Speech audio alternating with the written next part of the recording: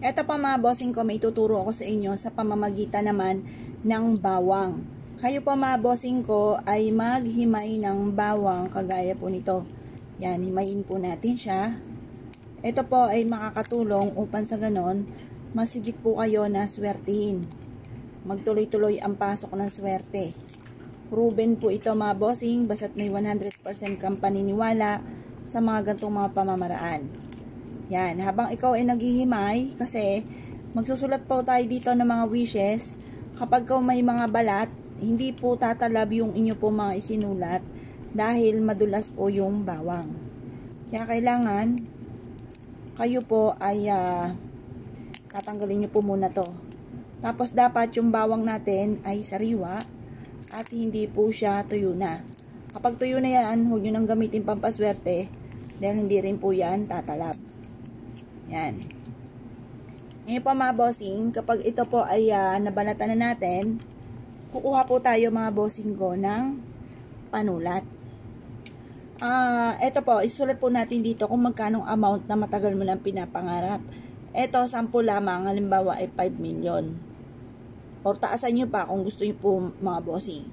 Pero lagi nyo po tatandaan kung gaano karami ang inyong mga nais, ganoon din kadami ang kayod. Yan. Tapos sabi niyo po dito, manalo ng jackpot.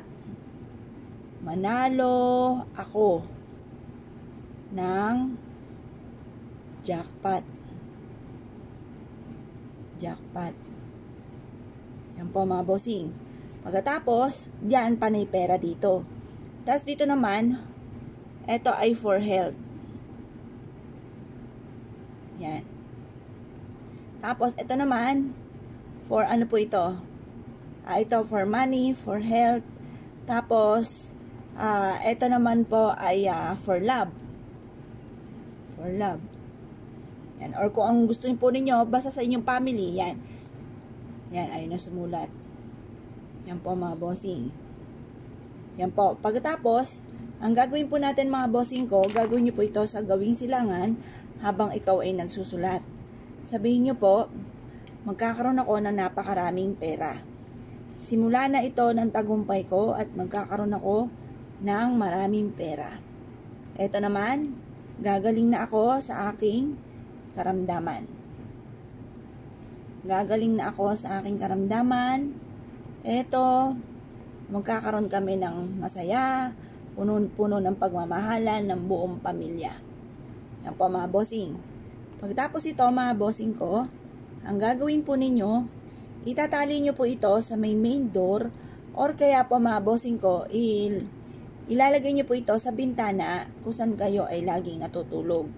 Ito po mga bossing ko ay makakatulong upang sa ganon, kung ano man yung mga pagsubok yung pinagdadaanan, ay kaagad nyo itong malalampasan, pagdadaanan nyo lamang. At ito ay makakatulong para magkaroon kayo ng proteksyon, hindi malasin, malayo sa anumang kapahamakan.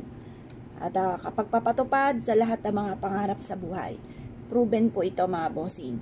Kung kayo po ay naniniwala at nais po itong gawin, huwag na po kayo magpatumpik-tumpik pa. Subukan nyo po ito at epektibo po ito mga bossing. Basta sasabayan ng sipag at tiyaga, pananalig sa mahal na Panginoon ay walang imposible.